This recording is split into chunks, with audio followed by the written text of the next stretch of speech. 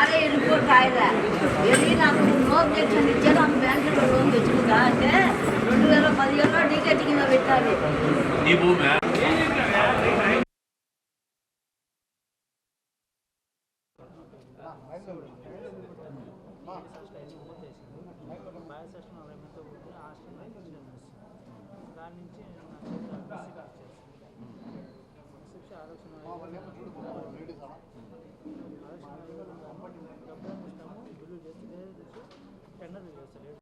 ఇకపోతే 10 రూపాయలు వడ్డీకి తెచ్చి ప్రోగ్రాం చేసిన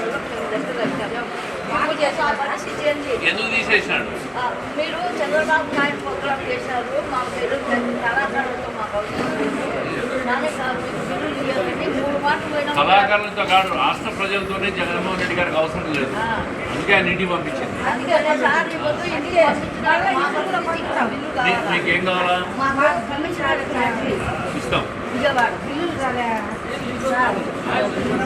ఇస్తాం, ఇస్తా.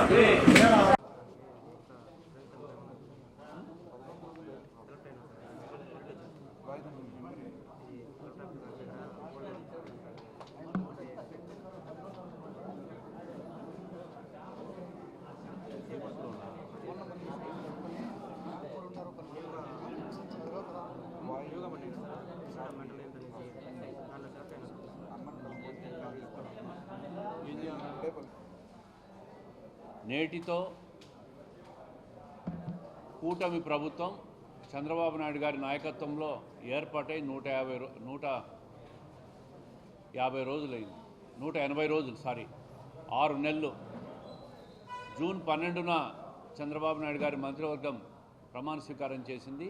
ఈరోజు డిసెంబర్ 12తో 6 నెలల పరిపాలన పూర్తి చేసుకోవడం, కూటమి ప్రభుత్వం సాధించిన విజయాలు ఈ 6 నెలల్లో ప్రజలకు వివరించాలని చెప్పి ఈ ప్రెస్ మీట్ ఏర్పాటు చేశాం.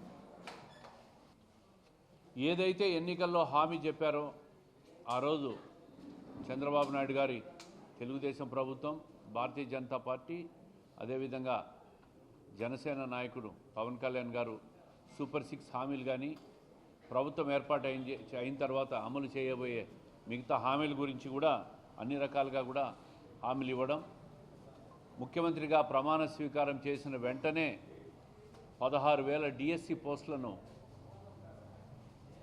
నోటిఫై చేస్తూ సంతకం చేయడం, విద్యాశాఖ మంత్రి నారా లోకేష్ గారు ఈ మధ్య ప్రకటన కూడా చూసింటారు, రేపు జూన్లో స్కూళ్ళు తెరవబోయే లోపల ఈ డిఎస్సి పోస్టులన్నీ కూడా నోటిఫై చేసిన పోస్టులన్నీ కూడా ఫిలప్ చేయడం జరుగుతుందని చెప్పినారు. గత ప్రభుత్వం 5 సంవత్సరాల్లో ఒక్క డిఎస్సి నోటిఫికేషన్ ఇవ్వలే, ఒక్క పోస్ట్ కూడా ఫిలప్ చేయలే. దేశంలోనే అత్యధిక సాంఘిక పెన్షన్లు ఇస్తున్న రాష్ట్ర ప్రభుత్వం ఏదంటే అది ఆంధ్రప్రదేశ్ ప్రభుత్వం. 4,000 రూపాయలు. గతంలో 2014లో 200 ఉన్నప్పుడు 1,000 రూపాయలు చేసింది చంద్రబాబు నాయుడు గారే, 2,000 రూపాయలు చేసింది చంద్రబాబు నాయుడు గారే. ఈరోజు 24లో అధికారంలోకి వచ్చిన తర్వాత 2,000 ఉన్న 3,000 ఉన్న పెన్షన్ 4,000 చేసింది కూడా ఈరోజు చంద్రబాబు నాయుడు గారే. 175 ప్రదేశాల్లో అన్నా క్యాంటీన్లు ఏర్పాటు చేశాం. గత ప్రభుత్వం కక్ష కట్టి అన్నా క్యాంటీన్లను రద్దు చేసింది. అన్నా అనే పేరుందని చెప్పి రద్దు చేయడం జరిగింది. అధికారంలోకి వస్తానే అన్నా క్యాంటీన్ల పునరుద్ధరణ కూడా చేశాం. అదేవిధంగా ల్యాండ్ టైటిలింగ్ యాక్ట్ గత ప్రభుత్వం సామాన్యులను భయభ్రాంతులు గురి చేస్తూ ల్యాండ్ టైటిలింగ్ యాక్ట్ తీసుకొని వచ్చింది. ప్రజల ఆస్తులన్నీ కొల్లగొట్టేదానికి గత జగన్మోహన్ రెడ్డి గారి ప్రభుత్వం ప్రయత్నం చేస్తే ప్రభుత్వం వచ్చిన వెంటనే ల్యాండ్ టైటిలింగ్ యాక్ట్ను రద్దు చేస్తామని చెప్పి చంద్రబాబు నాయుడు గారు చెప్పిన తర్వాత అధికారంలోకి వస్తానే చట్టపరంగా దాన్ని అసెంబ్లీలో పెట్టి ల్యాండ్ టైటిలింగ్ యాక్ట్ను కూడా రద్దు చేయడం జరిగింది. దీపం పథకం కింద దాదాపు 1 కోటి పైగా ఉచిత గ్యాస్ సిలిండర్ల సరఫరా కూడా మొన్న దీపావళికి చేయడం జరిగింది. సూపర్ 6లో భాగంగా డ్వాక్రా మహిళలకు 5 లక్షల నుంచి 10 లక్షల రూపాయల వరకు రుణాలు పెంచడం జరిగింది.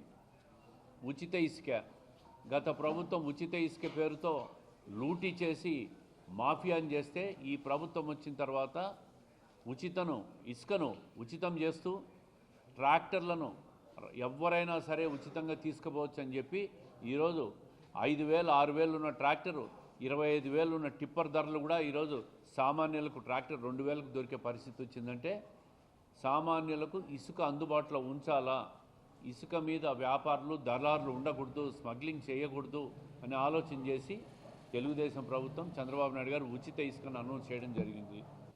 ఈ విధంగా ఎన్నో అభివృద్ధి కార్యక్రమాలు రాష్ట్రం ముందుకు పోయేదానికి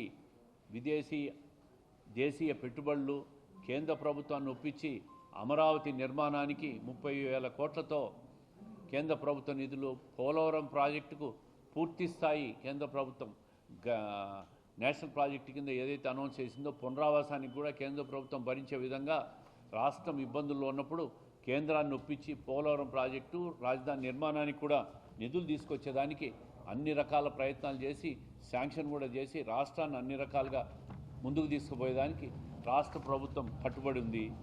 అన్ని రకాలుగా ఈ 6 నెలల్లో రాష్ట్ర ప్రభుత్వం 5 సంవత్సరాల విచ్ఛిన్నమైన రాష్ట్రాన్ని మళ్ళీ ముందుకు తీసుకుపోయేదానికి ప్రయత్నం చేస్తూ ఉంటే ప్రతిపక్షం 5 సంవత్సరాల అధికారంలో ఉండి 6 నెలలు కూడా ఓపిక లేక తట్టుకోలేక ఈరోజు ప్రభుత్వం మీద బురద జల్లే కార్యక్రమం చేస్తూ ఉంది.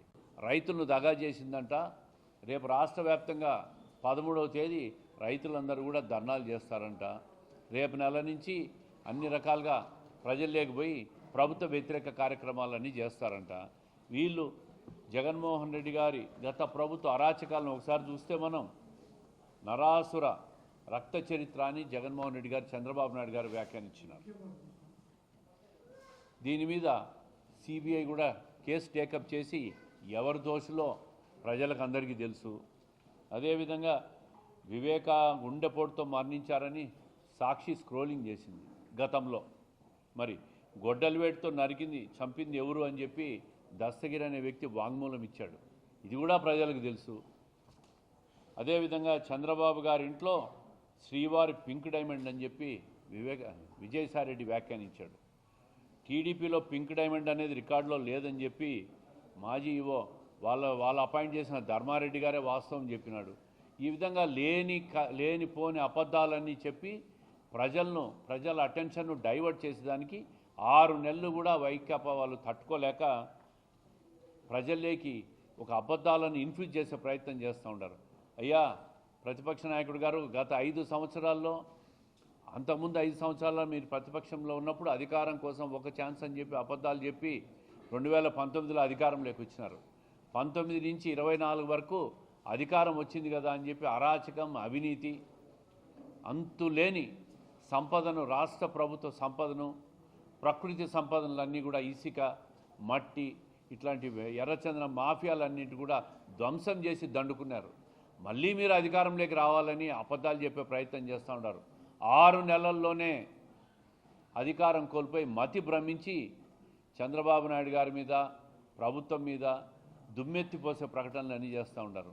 ఒక్కరోజైనా మీరు ఈ డ్రగ్స్ మీద, గాంజా మీద, యువత నాశనం అయిపోతున్న దాని మీద ఒక అవేర్నెస్ కార్యక్రమం ఎప్పుడైనా చేశారా మీరు?